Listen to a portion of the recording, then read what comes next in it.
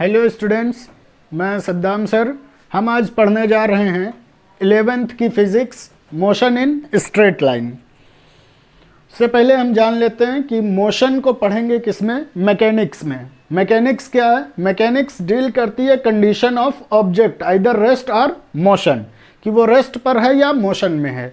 उसको मैकेनिक्स को सब कैटेगराइज्ड किया जाता है।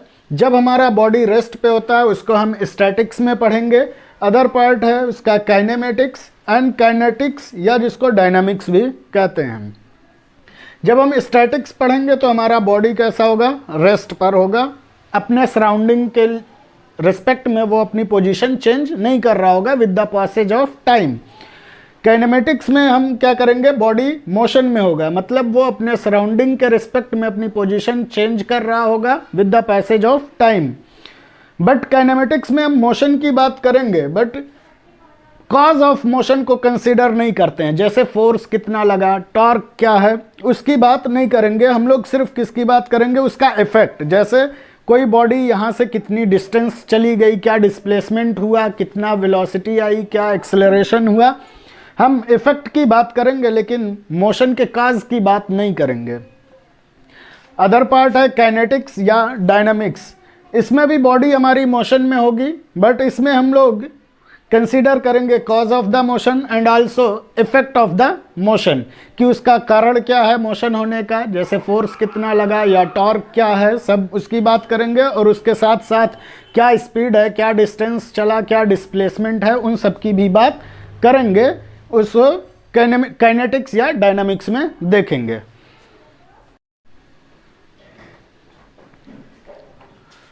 भी हम लोग जान लेते हैं कि पॉइंट ऑब्जेक्ट क्या होता है। पॉइंट ऑब्जेक्ट नाम से ऐसा लगता है बहुत छोटा ऑब्जेक्ट होगा, लेकिन ऐसा नहीं है। पॉइंट ऑब्जेक्ट की डेफिनेशन होती है if the position of the object changes distance much greater than its own size. मतलब अगर ऑब्जेक्ट की जो साइज है और उसका पोजीशन जितना चेंज हुआ है वो अगर उसके साइज के कंपैरिजन में बहुत ज़्यादा है तो वो ऑब्जेक्ट पॉइंट ऑब्जेक्ट होगा। जैसे अगर हमारा बहुत छोटा सा डिस्टेंस है इतना, तो हमारा पॉइंट ऑब्जेक्ट बहुत छोटा सा होगा। लेकिन अगर हम बहुत बड़ी जर्नी की बात करें, जैसे यहाँ से मुंबई को ले लें, तो यहाँ से मुंबई एक बहुत दूर बहुत बड़ी डिस्टेंस है, तो इस डिस्टेंस के कंपैरिजन में हमारी जो ट्रेन होगी वो ट्रेन भी एक पॉइंट ऑब्जेक्ट होगी। तो पॉइंट ऑब्जेक्ट इस बात पर डिपेंड करता है कि उसका जो पोजीशन चेंज हो रहा है ऑब्जेक्ट का वो कितना है। अगर वो स्मॉल डिस्टेंस होगी तो हमारा पॉइंट ऑब्जेक्ट बहुत छोटा होगा, और अगर वो बहुत लार्ज डिस्टेंस होगी तो वो बड़ा ऑब्जेक्ट भी हमारा पॉइंट ऑब्जेक्ट हो सकता है। जैसे अर्थ भी एक पॉइंट ऑब्जेक्ट हो सकती है अगर हम इसका motion around the sun consider करें। तो हम लोग आगे देख लेते हैं वन डायमेंशनल मोशन क्या है। वन डायमेंशनल मोशन होता है if only one of the three coordinates specifying the position of the object changes with time. मतलब जो हमारा ऑब्जेक्ट है अगर उसके 3 कोऑर्डिनेट्स में से कोई एक कोऑर्डिनेट चेंज हो रहा हो तो फिर वो वन डायमेंशनल मोशन होगा। जैसे कि हमारा कोई कार है जो एक सीधे स्ट्रेट लाइन में चल रहा हो। मान लीजिए यहाँ पे इसका पोजीशन था x1 और ये चला गया x2 पर, और ये मोशन है x डायरेक्शन में। तो यहाँ से इसका कोऑर्डिनेट सिर्फ x में चेंज हुआ, x1 टू x2। जैसे कि एग्जाम्पल ले लेते हैं y डायरेक्शन का भी। फ्रीली फॉलिंग बॉडी ऊपर से नीचे गिर रही होती है तो उसका सिर्फ एक डायरेक्शन चेंज हो रहा होता है y कोऑर्डिनेट। तो ऐसा मोशन हमारा क्या होगा? One dimensional motion. One dimensional motion एक स्ट्रेट लाइन पाथ होता है और जिसको रेक्टिलिनियर और लीनियर मोशन भी कहते हैं। टू डायमेंशनल मोशन में क्या होगा कि जो 3 कोऑर्डिनेट स्पेसिफाई करते हैं पोजीशन ऑफ द ऑब्जेक्ट, उसमें से कोई 2 चेंज हो रहा होगा, चाहे एक्स वाई चेंज हो या वाई जेड चेंज हो या एक्स जेड चेंज हो, कोई 2 कोऑर्डिनेट चेंज होगा तो फिर वो 2 डायमेंशनल मोशन होगा। जैसे हमारा सर्कुलर मोशन 2 डायमेंशनल मोशन है। अगर ये हमारा एक्स वाई प्लेन है, हम यहाँ सर्कुलर मोशन लें तो जैसे यहाँ से आगे जाएंगे तो हमारा एक्स भी चेंज होगा और वाई भी चेंज होगा। हम प्रोजेक्टाइल मोशन ले लें वो भी होगा। एग्जाम्पल में देख सकते हैं आप, फैन देख लें, फैन का कोई भी एक पॉइंट को आप सिलेक्ट कर लें और जब फैन घूमता है तो उसका जो पाथ होगा वो सर्कुलर पाथ होगा, जो कि 2 डायमेंशनल मोशन का एग्जाम्पल है। या फिर कार किसी जिगजैग पाथ पे चल रही हो जिसमें दोनों मोशन उसका दोनों कोऑर्डिनेट चेंज हो रहा हो, थ्री डायमेंशनल मोशन देख लेते हैं। थ्री डायमेंशनल मोशन में क्या होगा कि तीनों कोऑर्डिनेट जो उसके होंगे उस ऑब्जेक्ट के वो चेंज हो रहे होंगे। जैसे हवा तेज चल रही हो, विंडी डे में आप पतंग उड़ाएं तो पतंग का इधर उधर चलना, उसका जो पाथ होता है वो थ्री डायमेंशनल मोशन कर रहा होता है। हमको पढ़ना क्या है इसमें से, वन डायमेंशनल मोशन, जो हम आगे स्टडी करने जा रहे हैं। सबसे पहले हम लोग देख लेते हैं कि डिस्टेंस और डिस्प्लेसमेंट क्या होता है। तो डिस्टेंस क्या होता है, it is the length of actual path travelled by the object by its between its initial to final position. मतलब अपने इनिशियल और फाइनल पोजीशन के बीच जितना भी पाथ, जिस भी डायरेक्शन में वो चल दिया, वो सबको ऐड कर दें तो क्या आ जाएगा हमारा डिस्टेंस।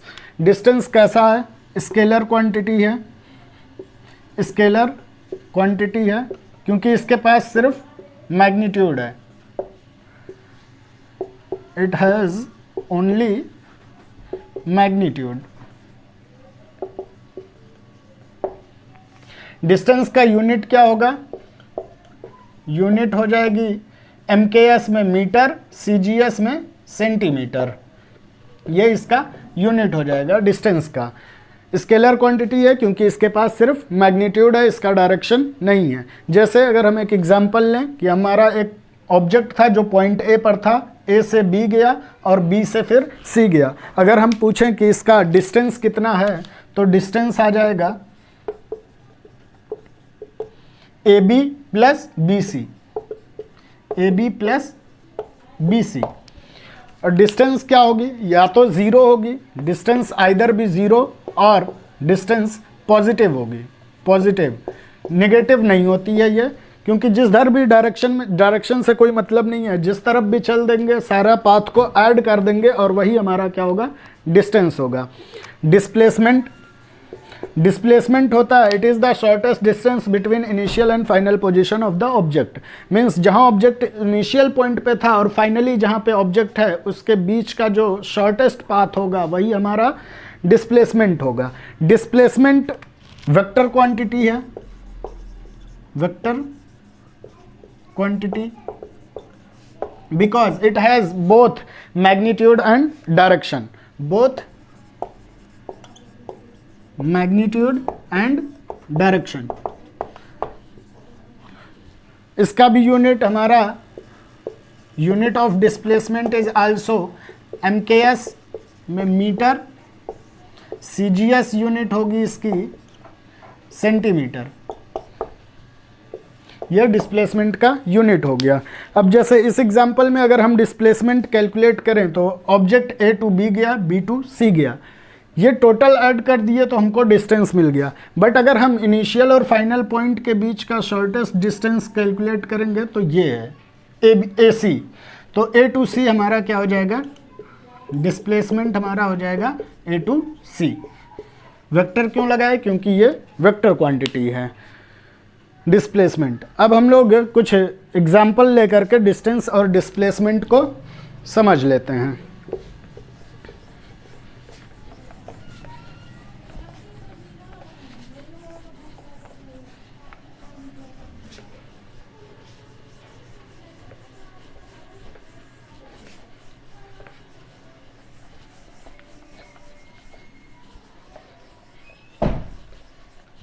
जैसे हम लोग सबसे पहले तो ये बना लेते हैं डायरेक्शन, ये है NESW।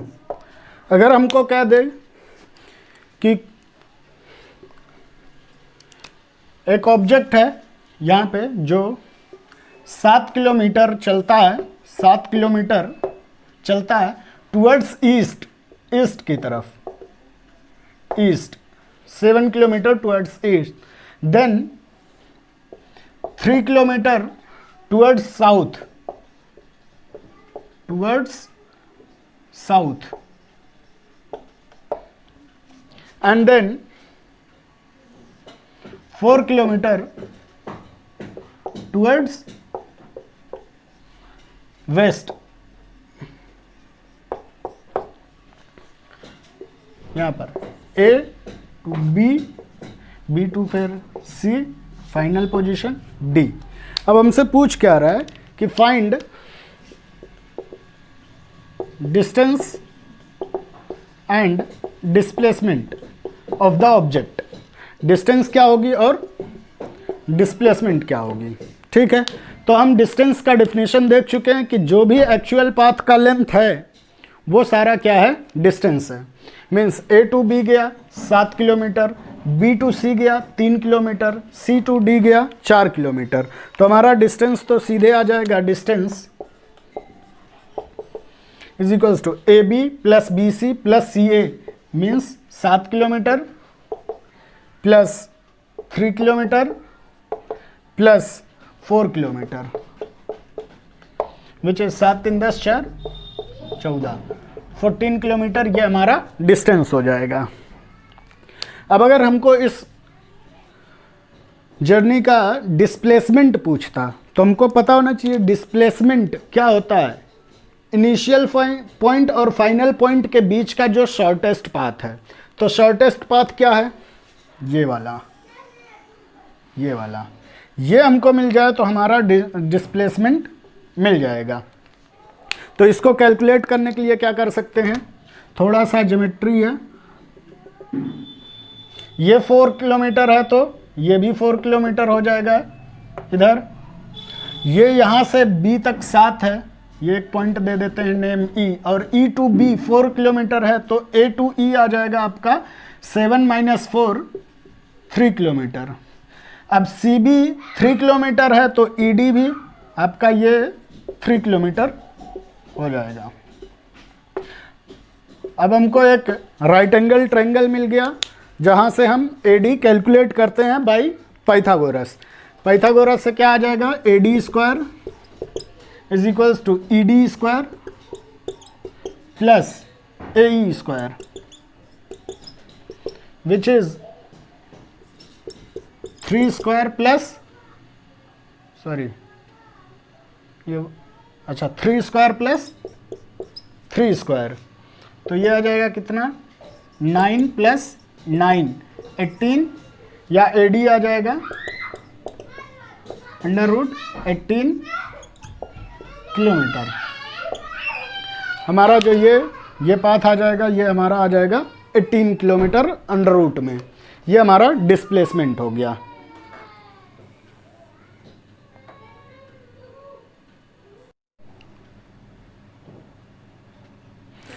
नेक्स्ट एग्जाम्पल पे समझते हैं। मान लीजिए हमारा इनिशियल पॉइंट है ए, इनिशियल पॉइंट है ये ए, इनिशियल। हमारा ऑब्जेक्ट ए से चल करके बी पे पहुंचा, सी पे पहुंचा और डी पर पहुंचा। हमको क्या बताना है, डिस्टेंस और डिस्प्लेसमेंट, डिस्टेंस एंड डिस्प्लेसमेंट। जब ए टू बी गया, ए टू बी, तो हमारी डिस्टेंस हो जाएगी यही path A to B. Total circumference circle का होता है total length 2 pi into r, और ये क्वार्टर सर्किल है तो अपॉन 4, तो ये आ जाएगा पाई r अपॉन 2। ये आ जाएगी आपकी डिस्टेंस, डिस्टेंस आ जाएगा पाई r अपॉन में 2। जब कहाँ से कहाँ गया, ए टू बी। अब ए टू बी में हमारा डिस्प्लेसमेंट देखेंगे तो ये पाथ हुआ, ये 90 है, ये r है तो ये भी r होगा क्योंकि रेडियस है सर्किल की सेम होगी। तो ये r तो कैलकुलेट करेंगे पाइथागोरस से, तो ये आ जाएगा √2r। तो हमारा डिस्प्लेसमेंट हो जाएगा √2r। अगर हमारा ऑब्जेक्ट ए से चल करके सी तक पहुंच गया, सी पर, तब हमारा डिस्टेंस और डिस्प्लेसमेंट क्या होगा। डिस्टेंस तो ये पाथ हो जाएगा, ये पूरा चल के यहाँ तक आया तो हाफ सर्कल है, पूरे सर्कल का सरकमफ्रेंस होता है 2 पाई r, तो हाफ सर्कल का हो जाएगा पाई r। तो डिस्टेंस आपकी आ जाएगी पाई इंटू r, और डिस्प्लेसमेंट आ जाएगा शॉर्टेस्ट डिस्टेंस इनिशियल और फाइनल पॉइंट का ए सी क्या है, diameter of the circle means 2r।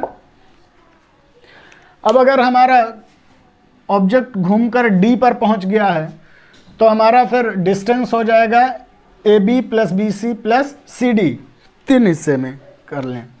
ये ए बी पाथ के लिए था, ए टू बी के लिए, ये ए टू सी के लिए, और ये ए टू डी के लिए। ए टू डी के लिए हमारा डिस्टेंस आ जाएगा 3/4, सर्कल कवर कर लिया है, तो ए टू डी के लिए डिस्टेंस आ जाएगी, total path means 2 pi R total, और कितना कर लिया 3/4, तो 3/4, तो ये आ जाएगा 3/2 पाई इंटू आर, या ऐसे भी कर सकते थे pi r plus pi r upon में 2, तब भी आ जाता 3/2 पाई आर। डिस्प्लेसमेंट क्या हो जाएगा, अब इनिशियल पॉइंट यहाँ है, फाइनल पॉइंट यहाँ है, तो डिस्प्लेसमेंट यही है, फिर 90 कैलकुलेट करके ये आर, तो ये भी आ जाएगा √2r, तो डिस्प्लेसमेंट √2r आ जाएगी। अगर हम वापस से पूरा सर्किल कंप्लीट करके ए पर ही वापस पहुंच गए तो हमारा डिस्टेंस हो जाएगा 2 पाई आर कंप्लीट सर्किल, और डिस्प्लेसमेंट हमारा हो जाएगा 0, क्योंकि इनिशियल और फाइनल पाथ दोनों सेम है, तो शॉर्टेस्ट पाथ उनका 0 हो जाएगा, तो डिस्प्लेसमेंट 0 हो गई। एक और प्रॉब्लम ये लेते हैं, इसको सॉल्व करने की कोशिश करते हैं। अब की बार हमारा इनिशियल पॉइंट सेंटर पे है, इनिशियली हम सेंटर पे हैं, 7 सेंटीमीटर का हमारा सर्कल है। अब हम O टू A गए तो हमारा डिस्प्लेसमेंट आ जाएगा 7 सेंटीमीटर, और डिस्टेंस भी आ जाएगी 7 सेंटीमीटर, और A टू B अगर जब जाएंगे हम तो हमारा डिस्टेंस क्या होगा, डिस्प्लेसमेंट क्या होगा, वो हमको बताना है। जर्नी O से A टू B के लिए OAB में हम चले जाएं तो डिस्टेंस और डिस्प्लेसमेंट कितना होगा ये कैलकुलेट करने की कोशिश करते हैं।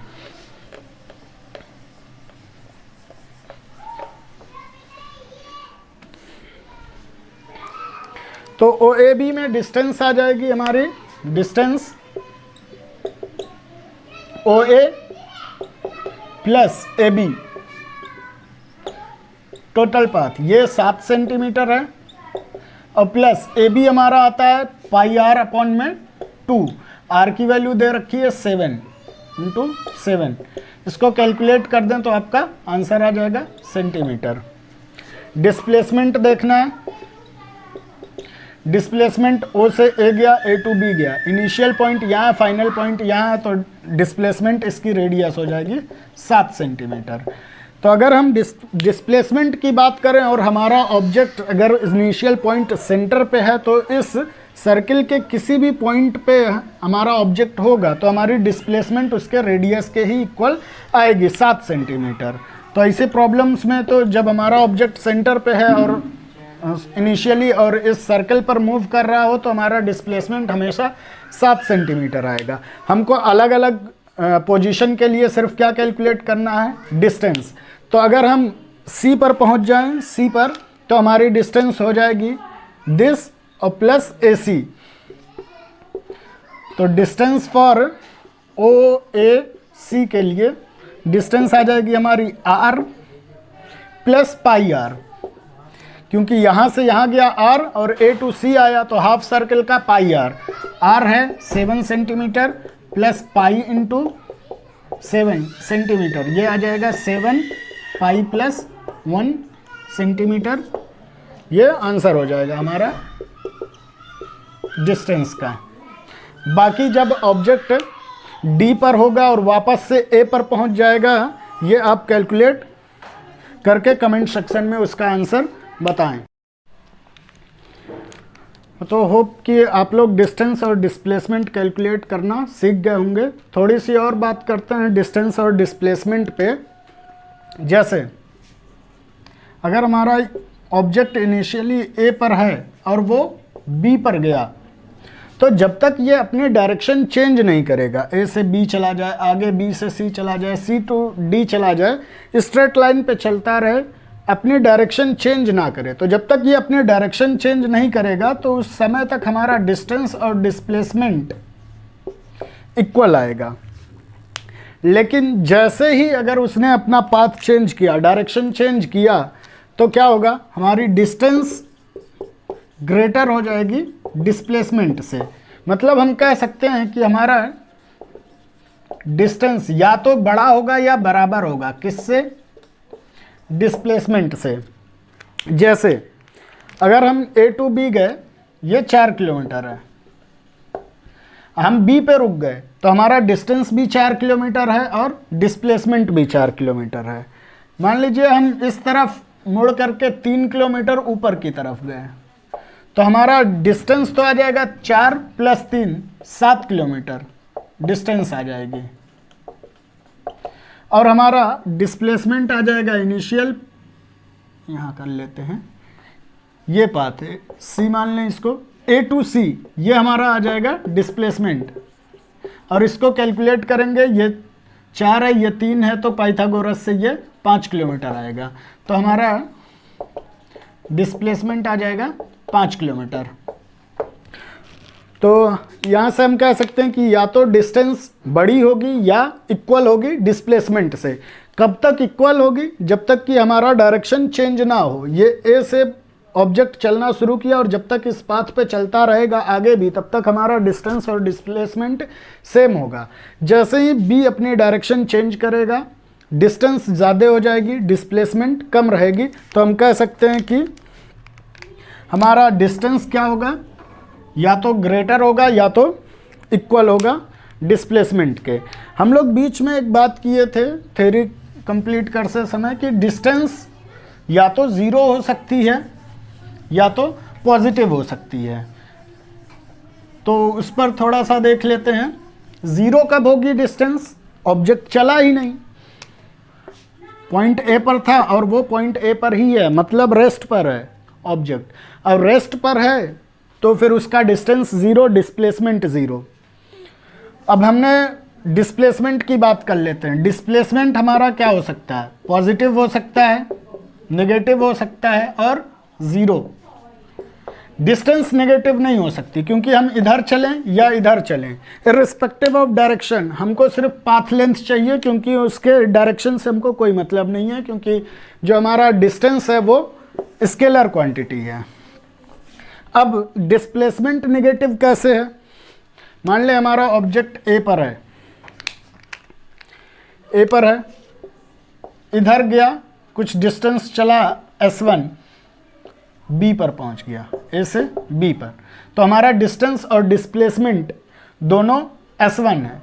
वापस से मान लीजिए यहाँ पे आ गया सी पॉइंट पे, ये डिस्टेंस चल दिया S2, तो हमारा डिस्टेंस हो गई टोटल पाथ, ए से बी गया, बी से सी गया, डिस्टेंस आ गई S1 + S2।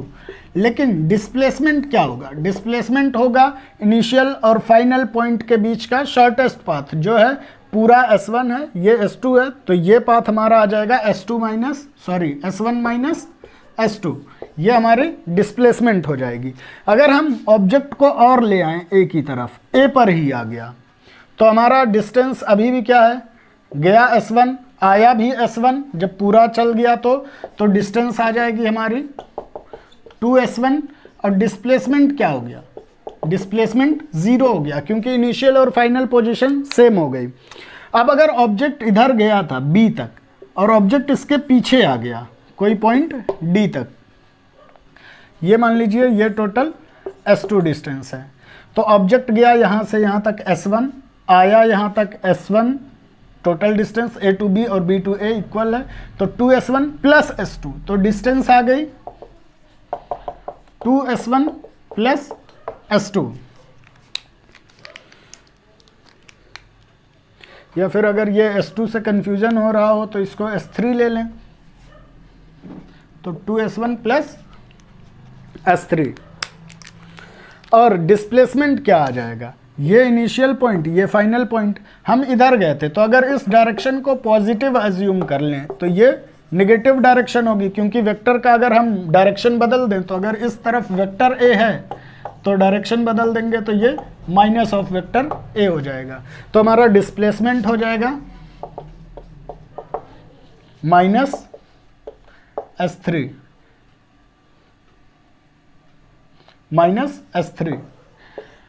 वेक्टर इसलिए हटा दिए क्योंकि अगर हम डायरेक्शन शो कर दें वेक्टर की कि टुवर्ड्स वेस्ट है तो ये माइनस का कोई मतलब नहीं रह जाएगा। वो मैग्नीट्यूड दिखा रहा है कि S3 लेंथ है और डायरेक्शन जिधर इनिशियल डायरेक्शन थी उसके अपोजिट है। तो ये हो गया डिस्टेंस और डिस्प्लेसमेंट के लिए। अब हम लोग आगे देख लेते हैं स्पीड और वेलोसिटी।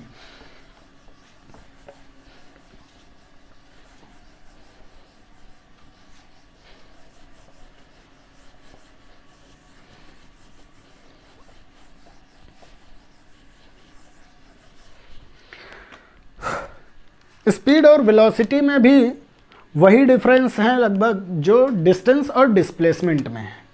जैसे स्पीड होगी distance travelled upon time taken. Speed होती है change of position with respect to time, तो कितना डिस्टेंस चल लिया और अपॉन कितना टाइम लिया। और हमारी वेलोसिटी होती है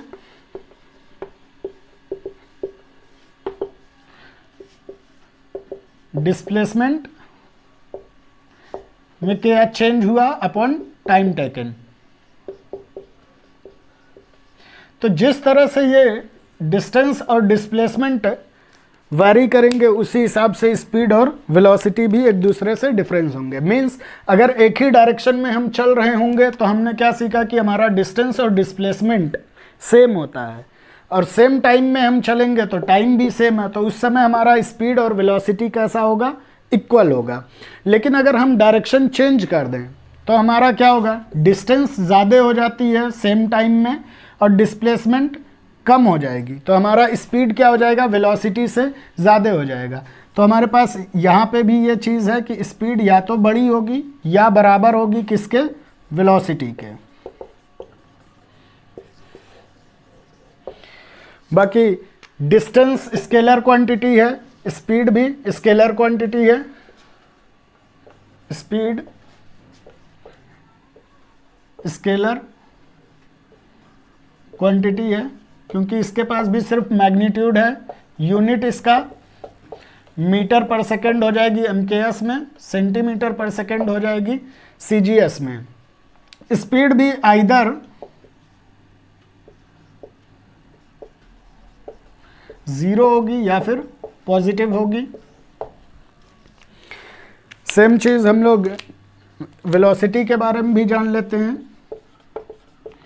वेलोसिटी वेक्टर क्वांटिटी है,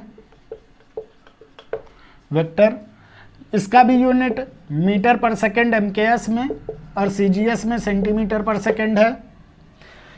वेलोसिटी भी डिस्प्लेसमेंट की ही तरह 0, नेगेटिव, पॉजिटिव कुछ भी हो सकती है। मीन्स हमारा डिस्प्लेसमेंट 0 रहा होगा तो वेलोसिटी 0, डिस्प्लेसमेंट पॉजिटिव रहा होगा तो वेलोसिटी पॉजिटिव, डिस्प्लेसमेंट नेगेटिव रहा होगा तो वेलोसिटी भी हमारी नेगेटिव आ जाएगी। तो ये चीज़ें हैं। अब स्पीड में भी हम लोग पढ़ लेते हैं एवरेज स्पीड, इंस्टेंटेनियस स्पीड क्या होती है।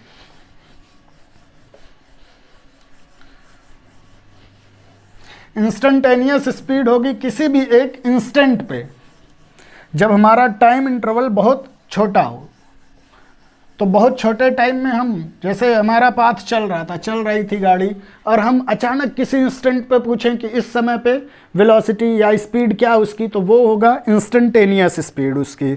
जैसे जो स्पीडोमीटर गाड़ी में लगा होता है वो इसकी इंस्टेंटेनियस स्पीड बता रहा होता है कि किस पर्टिकुलर टाइम पे गाड़ी की क्या स्पीड है।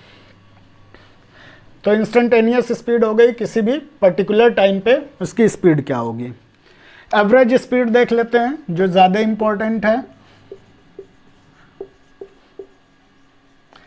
एवरेज स्पीड, एवरेज स्पीड का फॉर्मूला होता है टोटल डिस्टेंस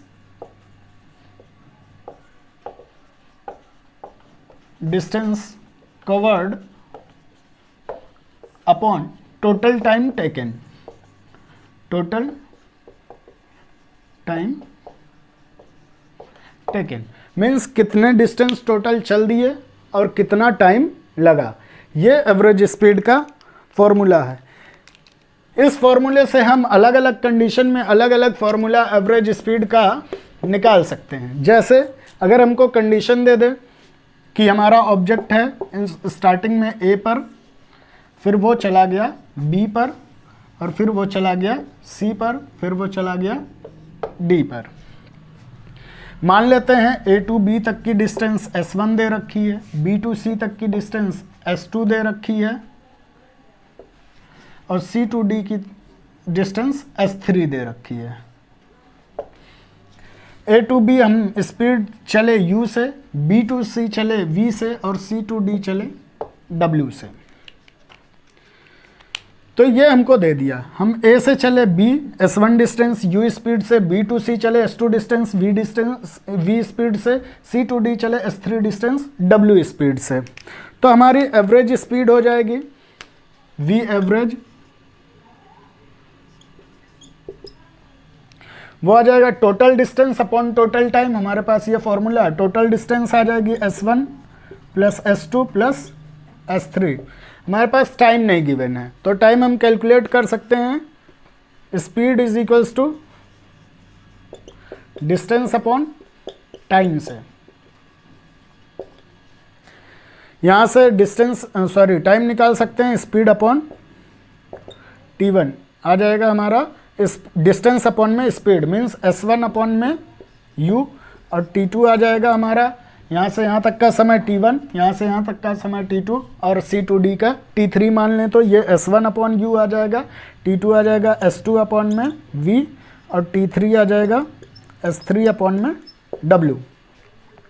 तो यहाँ टोटल टाइम की जगह T1 plus T2 plus T3 means S1 by U plus S2 by V plus S3 by W, ये आ जाएगा। ये हमारा एवरेज स्पीड देगा। ये हमेशा यहाँ से कैलकुलेट कर सकते हैं एवरेज स्पीड, जब हमको डिस्टेंस और स्पीड दे रखा हो। एक कंडीशन ले सकते हैं, case if S1 is equals to S2 is equals to S3 means A to B, B to C और C to D equal distance है। तो S1 S2 S3 इन सबको S के बराबर ले लेते हैं। तो ऊपर आ जाएगा 3S, ये आ जाएगा S अपॉन में U प्लस S अपॉन में V प्लस S अपॉन में W। S कॉमन ले लेंगे, कैंसिल हो जाएगा, तो ऊपर आ जाएगा 3। एलसीएम ले लेंगे तो यहाँ U है तो यहाँ VW आ जाएगा, यहाँ V है तो UW प्लस यहाँ W है तो UV, और नीचे आ जाएगा UVW। या यहाँ से अगर हम एवरेज स्पीड लिखें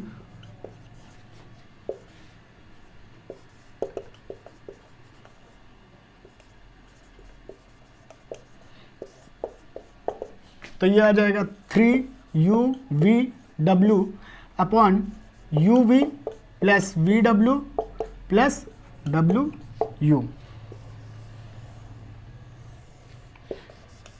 लेकिन ये फॉर्मूला कब वैलिड है? जब हमको ये डिस्टेंसेस इक्वल दे रखी हों, तब हम इस फॉर्मूले को लगा सकते हैं। इसको नोट करें। और इससे ज़्यादा इम्पोर्टेंट है 2 पार्ट जर्नी, मतलब सिर्फ S1 और S2 दे रखा हो, तो अगर हम उसके लिए फॉर्मूला याद कर लें तो वो हमारे लिए ज़्यादा बेहतर होगा लगाने का। मीन्स हम ये C2D वाला मिटा दें,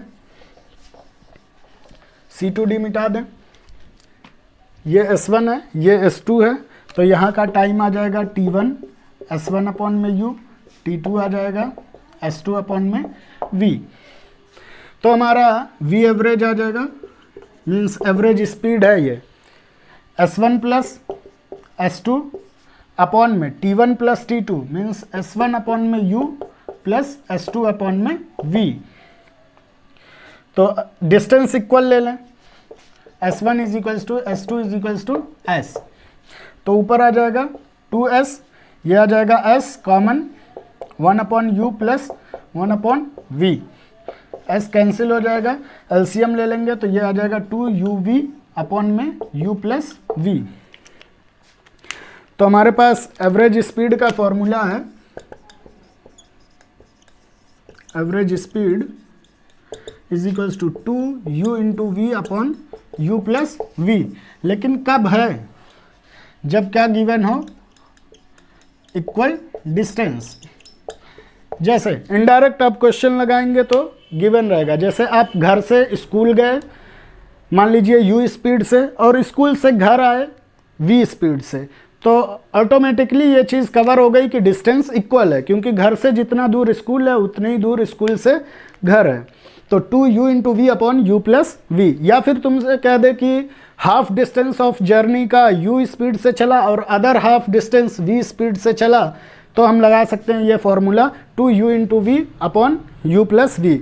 एक एग्जाम्पल ले करके देख लेते हैं।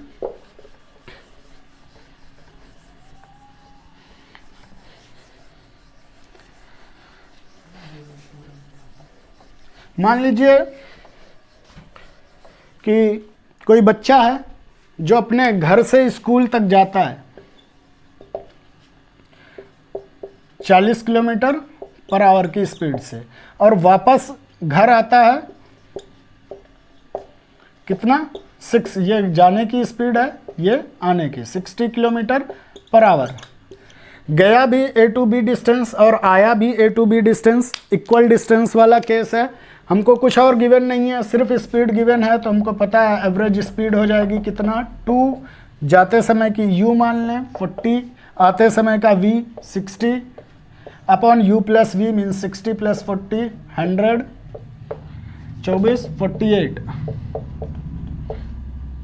Kilometre per hour. ये हमारा एवरेज स्पीड हो जाएगा। इसको थोड़ा सा अगर और अच्छा सवाल पूछा गया तो कुछ ऐसे पूछ सकते हैं कि हाफ ऑफ जर्नी मान लीजिए 32 किलोमीटर पर आवर से चला और जो नेक्स्ट हाफ है उसका भी half A B C D, ये मान लीजिए 30 किलोमीटर पर आवर से चला और ये वाला 40 और ये वाला 60 किलोमीटर पर आवर से चला। मीन्स सवाल ये है कि ए टू बी तक गया, जिसमें ए टू सी तक वो 32 किलोमीटर पर आवर से चला, जो ए बी का हाफ डिस्टेंस है, ए बी का हाफ डिस्टेंस है, और सी टू बी में वो सी टू डी तक गया 40 किलोमीटर पर आवर, जो डी जो है वो सी बी का हाफ डिस्टेंस है, और डी टू बी गया वो 60 kilometre per our 40 kilometre per our.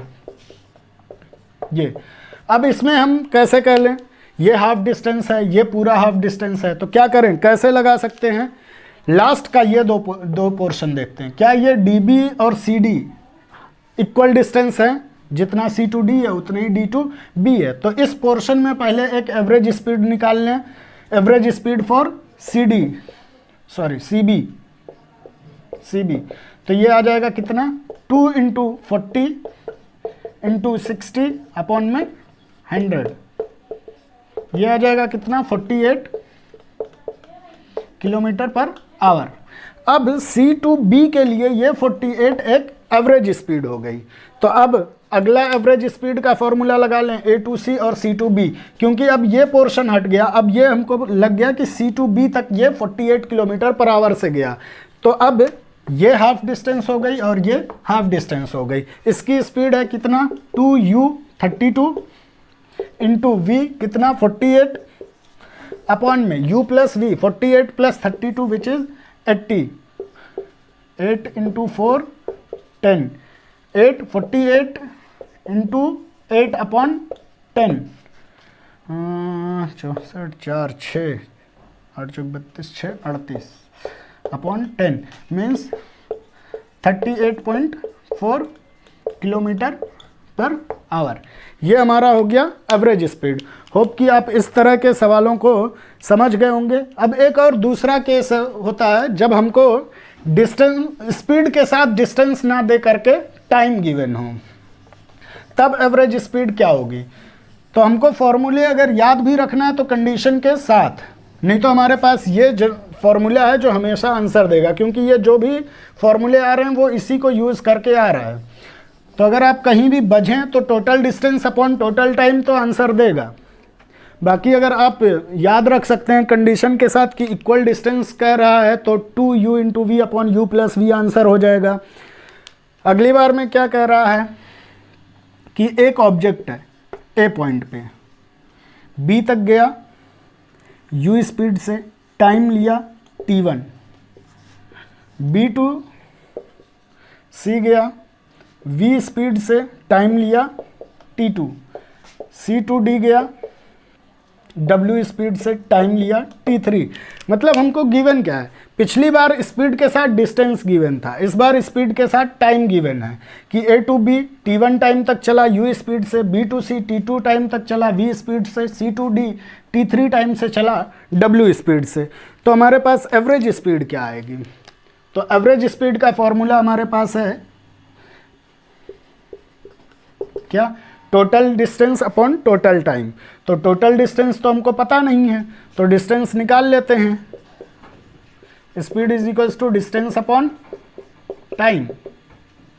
तो डिस्टेंस आ जाएगी velocity, sorry speed into time. Speed कितनी है u, टाइम है t1, तो ये डिस्टेंस आ जाएगी u t1, ये डिस्टेंस आ जाएगी v t2, ये डिस्टेंस आ जाएगी w t3। तो हमको टोटल डिस्टेंस मिल गया। टोटल डिस्टेंस कितना आ गई, u t1 plus v t2 plus w t3 upon t1 plus t2 plus t3, ये हमारा आ गया। अब यहाँ पे हम लोग केस ले लेते हैं, जिसको सेकंड केस मान लेते हैं। If t1 is equals to t2 is equals to t3 is equals to t, means ये जो AB और BC और CD डिस्टेंस हैं ये इक्वल टाइम में चली गई हैं। यहाँ चलने में भी t टाइम लगा, ये चलने में भी t टाइम चल लगा, और ये चलने में भी t टाइम लगा।